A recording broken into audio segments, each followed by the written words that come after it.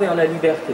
C'est la possibilité, à partir de quelques faits qui se produisent, quelques images qui vous viennent, de prendre un pas de côté.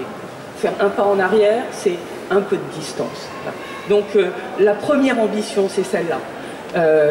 Il y en a évidemment, une fois qu'on a dit ça, qui en fait est peut-être l'essentiel pour moi. Une fois qu'on a dit ça, après on peut le dire de manière beaucoup plus sophistiquée, avec plein de mots.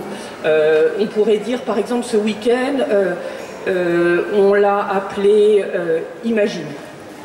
Il s'appelle Imagine, c'est pareil pour moi. Imagine, on s'est dit que c'était peut-être ça qui unissait tout ce que l'on défend, je pense, les uns et les autres, c'est-à-dire de la création aux idées, en passant par les savoirs. Il faut avoir de l'imagination. Le chercheur dans son labo, j'imagine qu'il a de l'imagination. Je pense que le chercheur en sciences sociales sur le terrain, il a besoin d'imagination.